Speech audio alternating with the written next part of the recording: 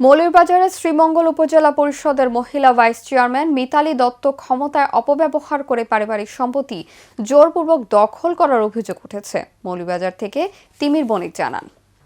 ভুক্তভোগী বাবুল দোসাদ জানান, তাদের পূর্বপুরুষেরা চা বাগানের বাসিন্দা ও পাশাপাশি বাগানে কাজ করতেন। এর কারণে তাদেরকে তিনি কুলি বলে ডাকতেন। এছাড়া মিথ্যা মামলা দিয়ে মানসিকভাবে নির্যাতন করে আসছেন মিতালী দত্ত।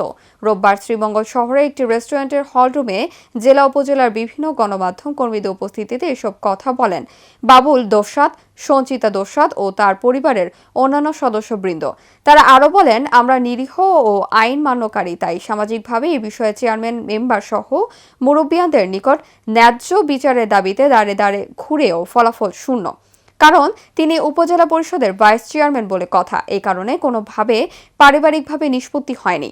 সংবাদ সম্মেলনে চলন্ত অবস্থায় একসময় তার কান্নায় ভেঙে পড়েন এবং সকলের নিকট ন্যায় বিচার প্রার্থনা করেন। অভিযোগে আরও বলেন, মহিলা ভাইস চেয়ারম্যান মিতালী দত্ত তার স্বামীর সৎ ভাই ক্ষমতার দাপটে সম্পত্তি জবর দখল করে রেখেছেন।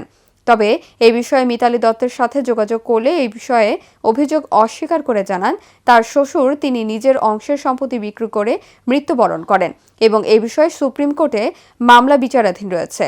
তিনি আরও জানান, সম্পত্তি দখল তো দূরেই থাক, তারা নিজেরাই তাদের চাচা শ্বশুরের সম্পত্তিতে বসবাস করছেন।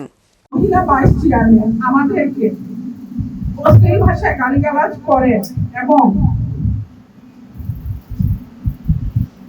মিতালী দত্ত আমাদের পরিবারকে কুলির গোষ্ঠী বলে সম্বোধন করে এবং বলেন, কুলির গোষ্ঠীকে জেলের ভাত খাইয়ে থাকবো।